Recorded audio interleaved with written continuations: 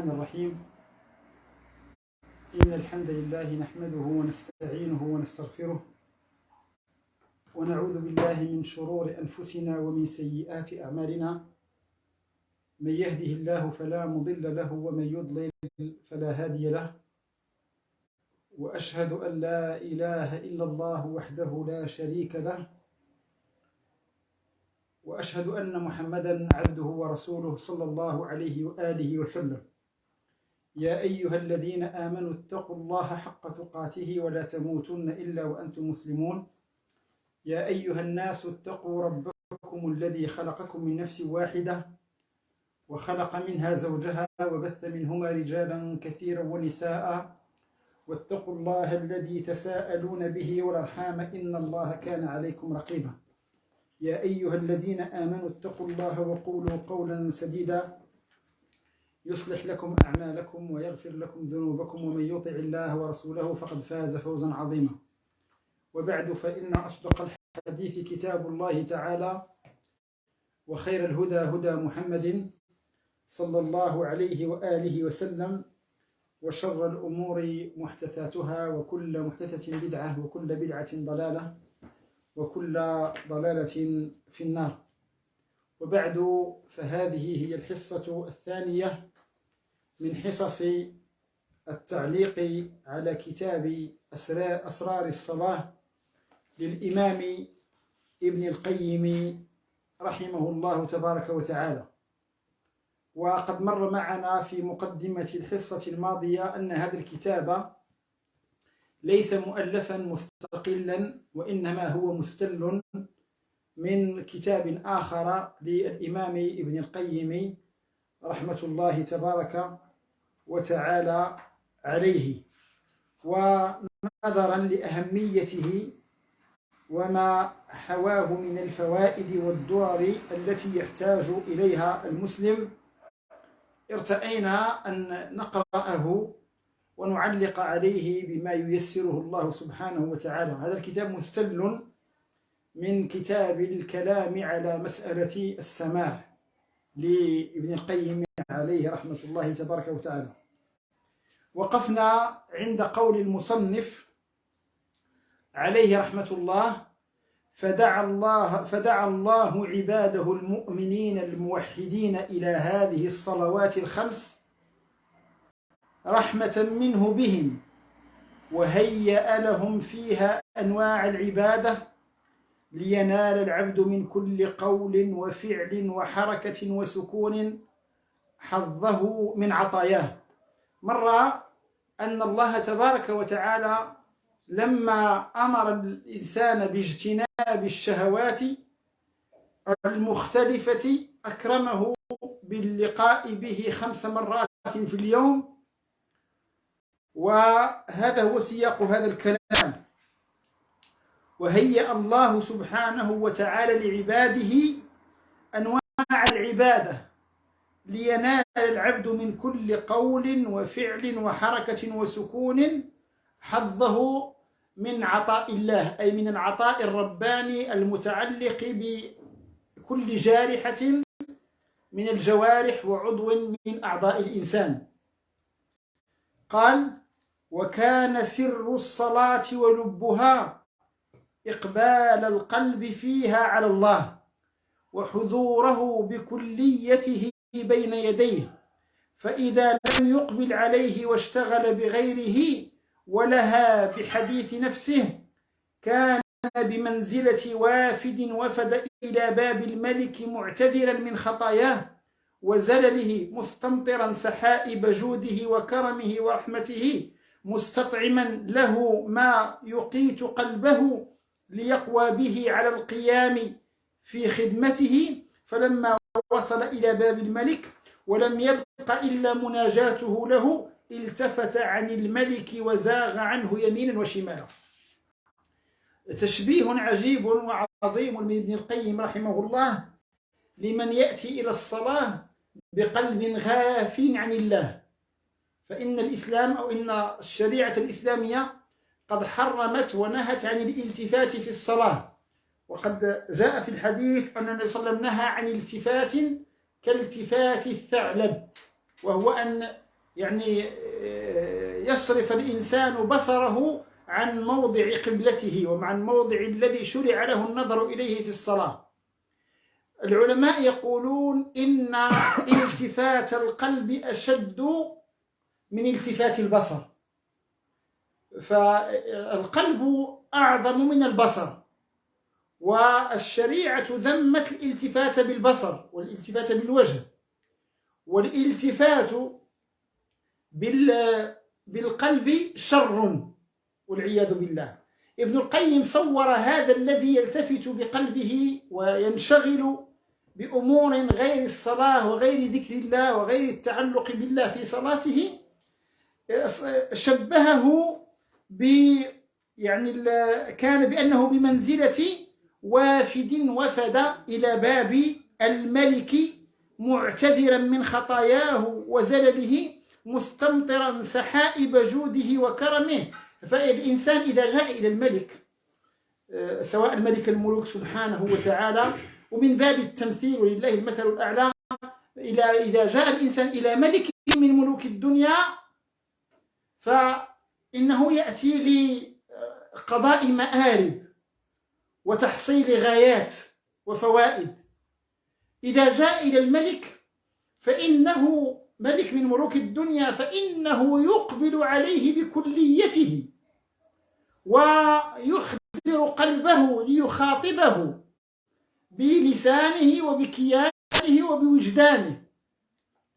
والذي ينصرف عن الله بقلبه في الصلاة وينشغل عنه سبحانه وتعالى بالتفكر بحديث النفس أو بالتفكر في أمور الدنيا، هذا كالذي وفد على الملك يريد أن ينال ما عنده من الخير، ولما دخل عليه ووصل إلى بابه ولم يبق إلا أن يحدثه ويناجيه التفت عن الملك وزاغ عنه يمينا وشمالا. يعني هل يليق بالعبد في الدنيا إذا جاء ليسلم على الملك أن يأتي وهو ملتفت؟ هذا يعني ليس من الأدب مع عموم الناس، فكيف يكون لائقا مع ملك من ملوك الدنيا؟ فكيف يليق مع ملك الملوك سبحانه وتعالى أن يأتي الإنسان مقبل على الله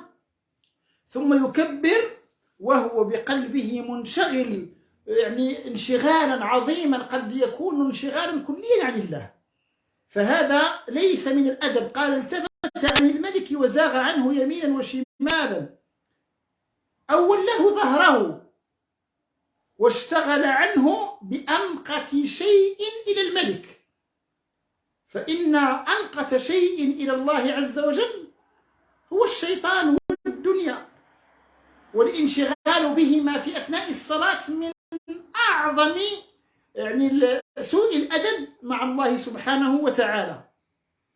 قال وأقله عنده قدرا فآثره عليه وصيره قبلة قلبه. يعني الإنسان إذا دخل على ملك فسوء الأدب في مثل هذا المقام على درجات، إما أن ينشغل عن الملك يعني أو أن يوليه ظهره أو يغض عنه بصره ولا يتأدب في مخاطبته، وأسوأ من هذا أن يأتي إلى مجلس الملك فيتكلم في شؤون يبغضها الملك، كأن يظهر الموالاة لمن يعارض الملك أو الموالاة لأعداء مملكته أو ما إلى ذلك.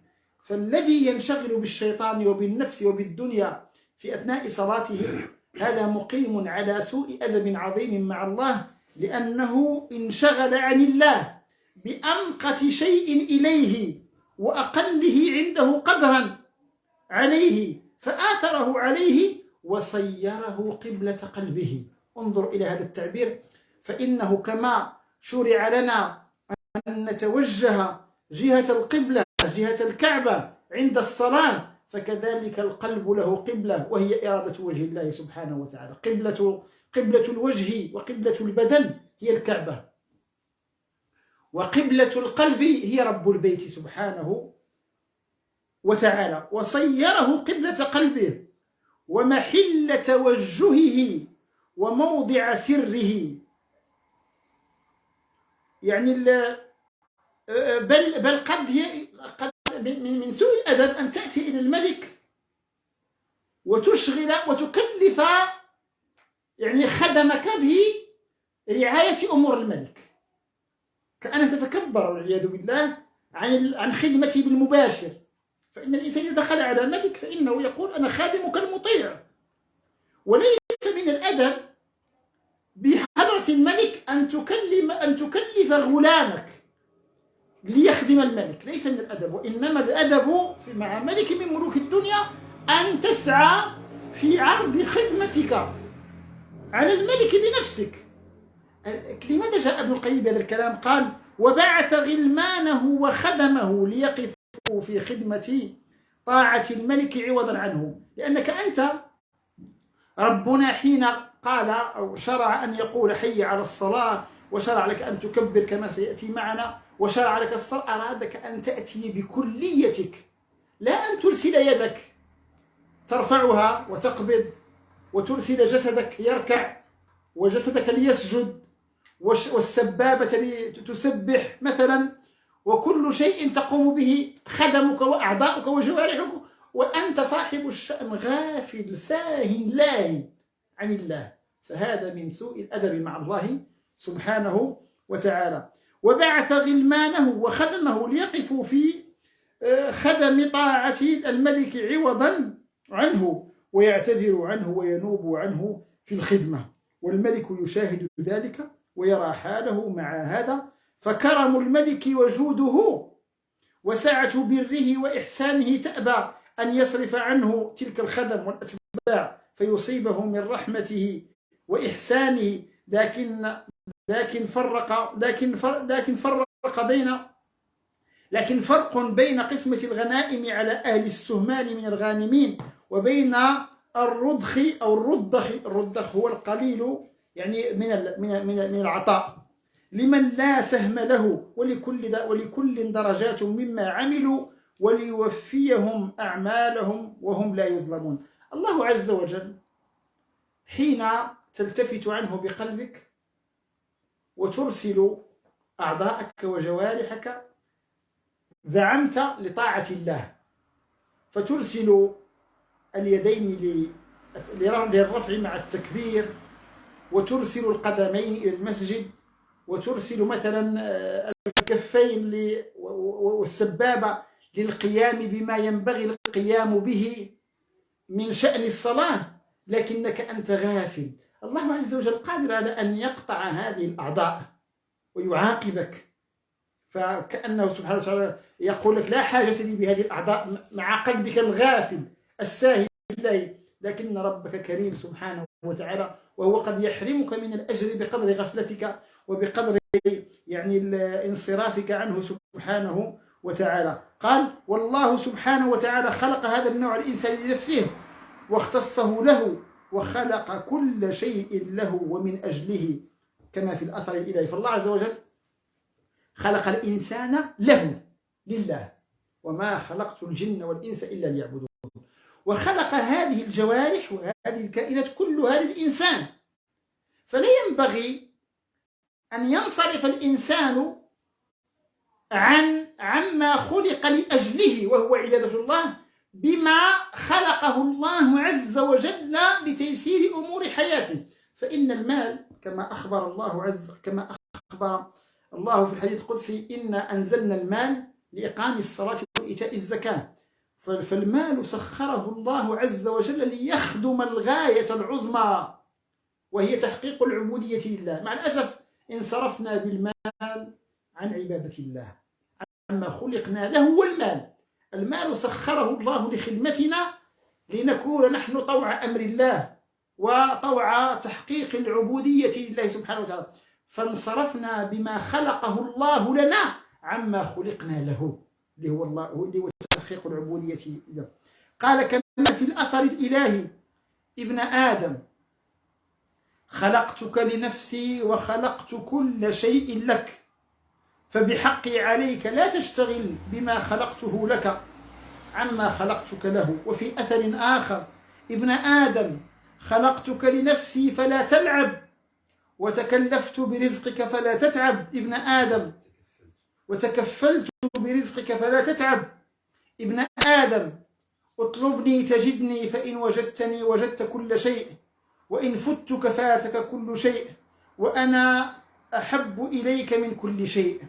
هذان الأثران يعني اللذان صدرهم العلامة ابن القيم رحمه الله بقوله في الأثر الإلهي، هذا من الإسرائيليات، وهو لا يثبت عن سيدنا رسول الله صلى الله عليه وآله وسلم، وإنما هو من الإسرائيليات التي نحدث بها على كل حال ونستأنس بها، ومعناه صحيح ولا ضير إن شاء الله تبارك وتعالى. قال رحمه الله: وجعل سبحانه وتعالى الصلاة سببا موصلا إلى قربه ومناجاته ومحبته والأنس به. يعني الصلاة هي من اسمها صلة بين العبد وبين ربه، جعلها الله عز وجل صلة وصل مع الله، لنعبر من خلالها، لنقترب من خلالها إلى ربنا، فاسجد واقترب، ولنناجي من خلالها ربنا، أقرب ما يكون أحدكم إلى ربه وهو ساجد، كما يقول الحبيب النبي صلى الله عليه وسلم: فاجتهدوا فيه بالدعاء، ومحبته والأنس به.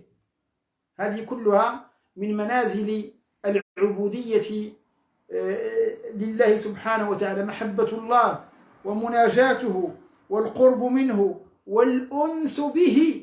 الأنس به يعني نعمة عظيمة ومنزلة عظيمة، من نالها فقد نال خير الدنيا والآخرة. قال: وما بين الصلاتين تحدث للعبد الغفلة والجفوة والقسوة والإعراض والزلات والخطايا، فيبعده ذلك عن ربه.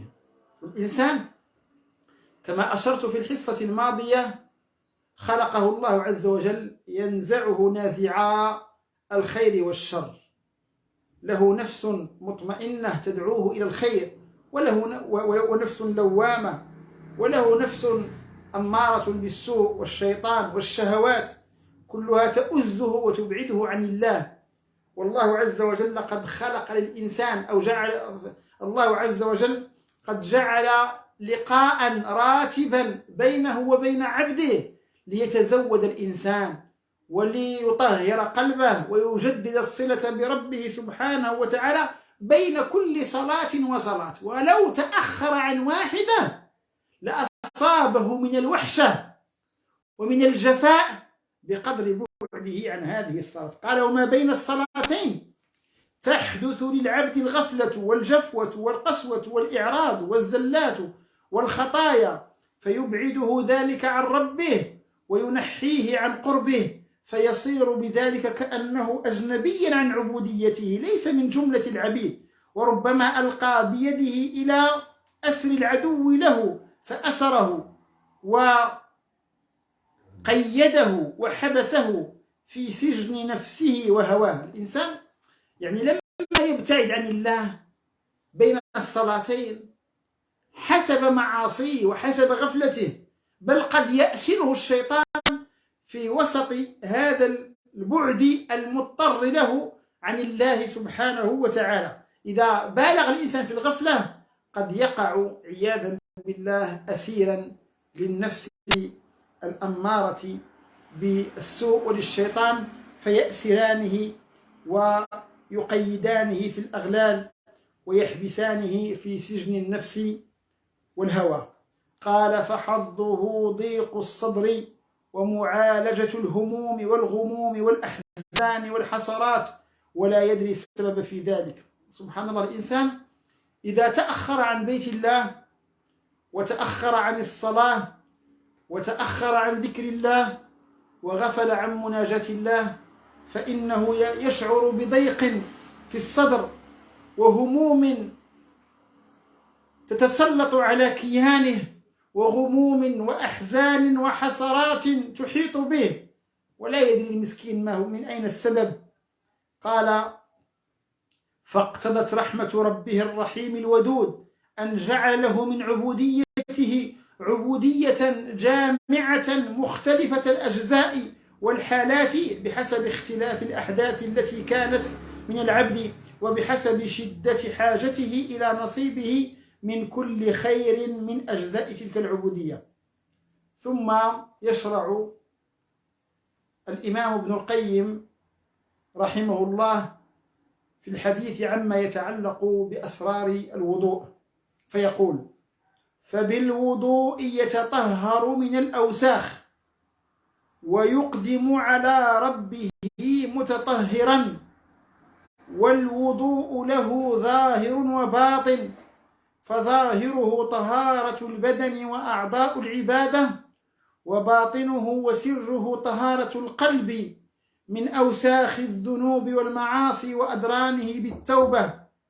ولهذا يقرن تعالى بين التوبة والطهارة في قوله تعالى: إن الله يحب التوابين ويحب المتطهرين. وشرع النبي صلى الله عليه وآله وسلم للمتطهر أن يقول بعد فراغه من الوضوء أن يتشهد ثم يقول: اللهم اجعلني من التوابين واجعلني من المتطهرين.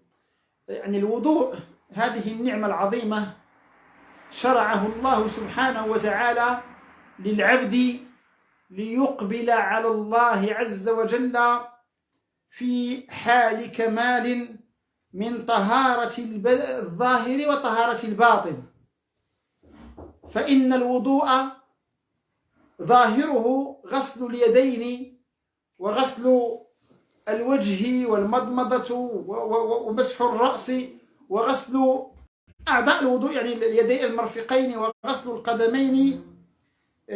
هذا فيه جانب ظاهر وهو تطهير هذه الأعضاء من الأوساخ الظاهرة المادية الحسية، لكن له باطن وهو تطهير الجسم من الأوساخ المعنوية والأدران المتعلقة بالذنوب والمعاصي والغفلة عن الله. لهذا جاء في حديث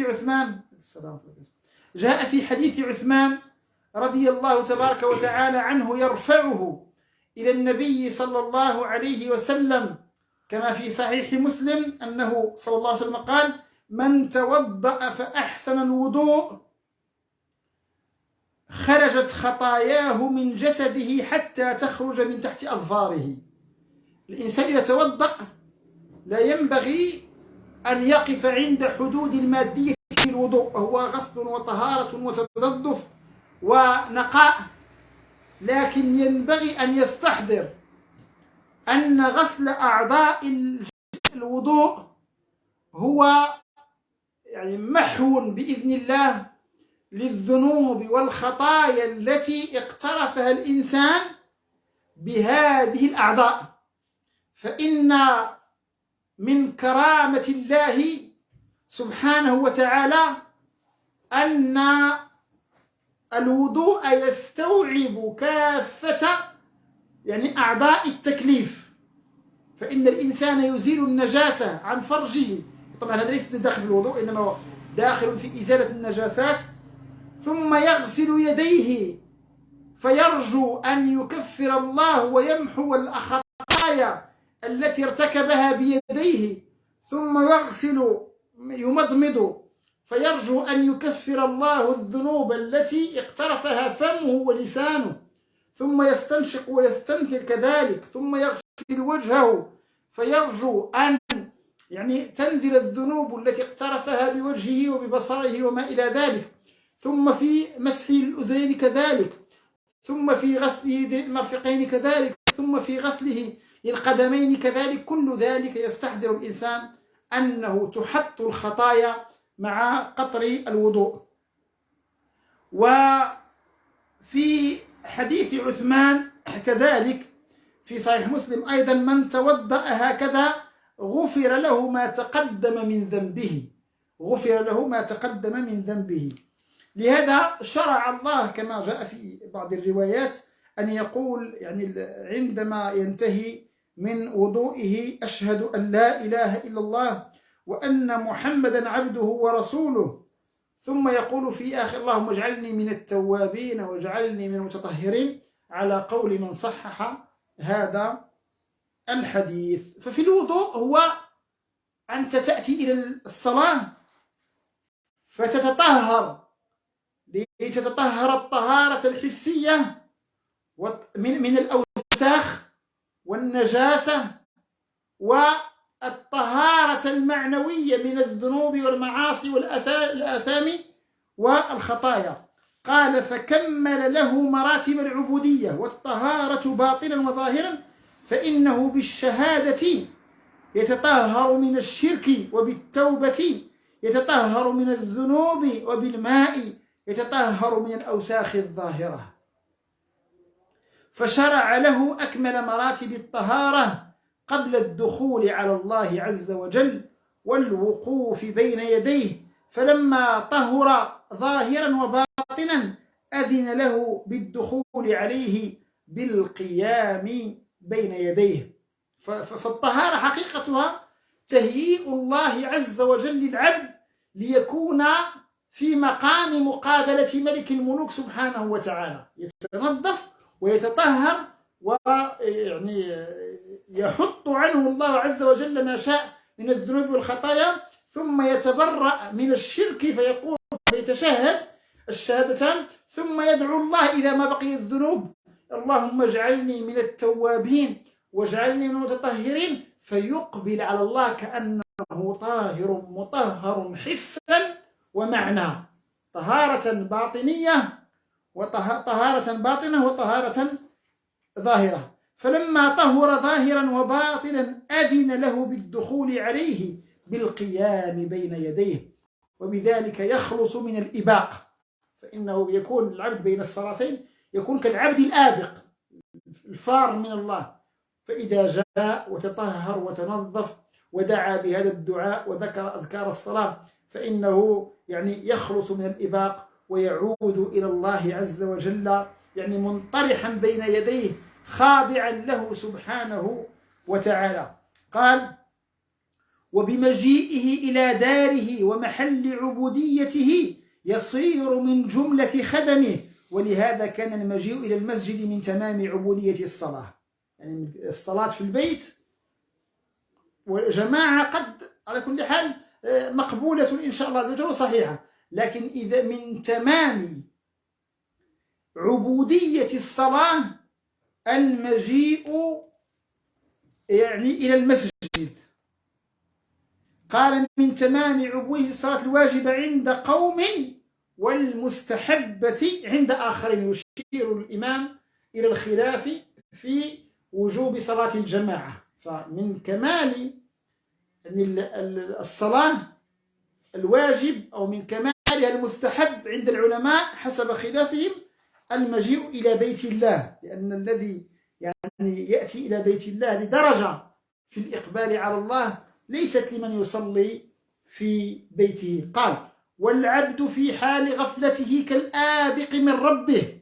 الآبق هو العبد الهارب، يعني أبق بمعنى هرب، وهذه مصطلح متعلق بالرق، لما كان العبد يفر هذا ذنب.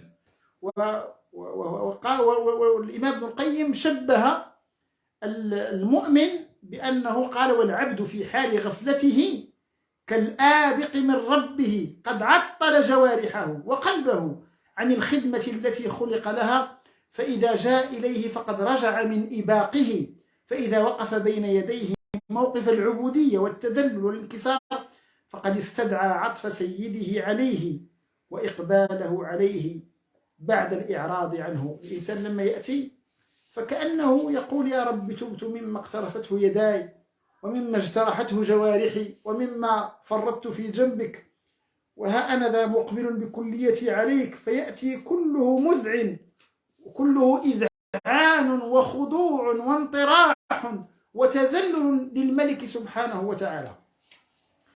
قال وأمر بأن يستقبل القبلة بيته الحرام بوجهه ويستقبل الله عز وجل بقلبه. فالاستقبال في الصلاة استقبال الكعبة بالوجه واستقبال الله عز وجل بالقلب لينسلخ مما كان فيه من التولي والإعراض، ثم قام بين يديه مقام المتذلل الخاضع المسكين المستعطف لسيده عليه، وألقى بيديه مسلما مستسلما ناكس الرأس خاشع القلب مطرق الطرف، لا يلتفت قلبه عنه ولا طرفة عين، لا يمنة ولا يسرى، خاشع قد توجه بقلبه كله إليه.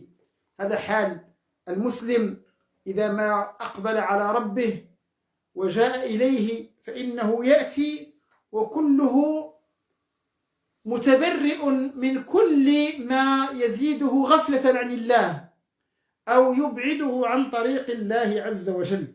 لهذا ناسب أن يكون افتتاحه للصلاة بالتكبير. قال: وأقبل بكليته عليه، ثم كبره بالتعظيم والإجلال، وواطأ قلبه لسانه في التكبير. الصلاة تحريمها التكبير، وإنما يدخل المسلم بالصلاة بتكبيرة الإحرام. وهذا التكبير له معان عظيمة، فإنه يدل في هذا المقام أن الإنسان عاد إلى الملك سبحانه وتعالى وانطرح بين يديه وخضع بين يديه، فيكبره ويعظمه بالحرص على أن يواطئ القلب واللسان في التكبير. ليس حال من قال الله أكبر بلسانه والقلب غافل كمن جمع في تعظيم الله وإجلاله بين تكبير اللسان وتكبير القلب. قال: فكان الله أكبر في قلبه من كل شيء، وصدق هذا التكبير بأنه لم يكن في قلبه شيء أكبر من الله تعالى يشغله عنه، فإنه إذا كان في قلبه شيء يشتغل به عن الله دل على أن ذلك الشيء أكبر عنده من الله، فإنه إذا اشتغل عن الله بغيره كان ما اشتغل به هو أهم عنده من الله، نسأل الله السلامة والعافية. الإنسان إذا كبر ثم انشغل، إذا قال الله أكبر ثم انشغل بصوارف من صوارف الدنيا أو حديث النفس أو ما إلى ذلك، كان حاله عياذا بالله كأنه يعظم هذا الذي شغل به قلبه أشد من تعظيم الله، وهذا لازمه الكفر عياذا بالله، لكنه لا يحاكم المصلي بهذا اللازم، والله المستعان. فالأمر شديد جدا أن نأتي إلى الصلاة ونحن نكبر الله ثم نقدم عليه في حديث أنفسنا شيئا من الأشياء. هذا والعياذ بالله يقول ابن القيم كأنه يعظم هذا الشيء الذي انشغل به وصرف له قلبه أشد من تعظيمه لله، فهو أكبر عنده من الله، فإنه إذا اشتغل عن الله بغيره كان ما اشتغل به هو أهم عنده من الله، وكان قوله الله أكبر بلسانه دون قلبه، لأن قلبه مقبل على غير الله، لأن قلبه معظم له على كل حال، لأن قلبه يقول مقبل على غير الله معظما له مجلا، فإذا ما أطاع اللسان القلب في التكبير أخرجه من لبس رداء التكبر المنافي للعبودية، ومنعه من التفات قلبه إلى غير الله. إذا كان الله عنده وفي قلبه أكبر من كل شيء فمنعه حق قوله الله أكبر والقيام بعبودية التكبير من هاتين الآفتين اللتين هما من أعظم الحجب بينه وبين الله تعالى. فإذا قال سبحانك اللهم وبحمدك وأثنى على الله تعالى بما هو أهله فقد خرج بذلك من الغفلة عن الغفلة وأهلها، فإن الغفلة حجاب بينه وبين الله، وأتى بالتحية. فالإنسان شرع له بعد التكبير أن يأتي بدعاء الاستفتاح، وله طبعا صيغ كثيرة جدا، منها هذا الأثر الحديث سبحانك اللهم وبحمدك وتبارك اسمك وتعالى جدك ولا إله غيرك. وطبعا فيه كثير من الأذكار الاستفتاح التي فيها ثناء على الله وتعظيم له وتمجيد له، بين ما سيأتي من قراءة الفاتحة التي لها شأن عظيم كما سيأتي معنا. كذلك من صيغ الافتتاح: اللهم باعد بيني وبين خطاياي كما باعدت بين المشرق والمغرب، اللهم نقني من الذنوب والخطايا كما ينقى الثوب الأبيض من الدنس. فهذا كله تبرؤ من حال غفلته ومن الذنوب والمعاصي التي اقترفها في حال هذه الغفلة، ليأتي إلى الله بعدما تطهر بالوضوء وبعدما ذكر وبعدما خلص قلبه من الشرك بإعلان الشهادة، ثم دعاء الله أن يجعله من التوابين ومن المتطهرين، ثم يكبر مع حرصه على المواطأة بين اللسان والقلب، ثم يعيد الكرة فيمجد الله ويثني عليه ويتبرأ من ذنوبه: اللهم باعد بيني وبين خطاياي، اللهم نقني من الذنوب والخطايا، إلى غير ما هنالك. فكان في الثناء من آداب العبودية، قال: وأتى بالتحية والثناء الذي يخاطب به الملك عند الدخول عليه تعظيما له وتمهيدا، وكان ذلك تمجيدا ومقدمة بين يدي حاجته. فكان في الثناء من آداب العبودية وتعظيم المعبود ما يستجلب به إقباله عليه ورضاه عنه وإسعافه بفضل حوائجه. فهذه هي المقدمة التي سوف ينطلق من خلالها العلامة ابن القيم رحمه الله إلى أذكار الصلاة وما فيها، وسيشرع في الآن إلى الاستعاذة. يقول: وبها نختم: فإذا شرع في القراءة قدم أمامها الاستعاذة بالله من الشيطان الرجيم، فإنه أحرص ما يكون على خذلان العبد.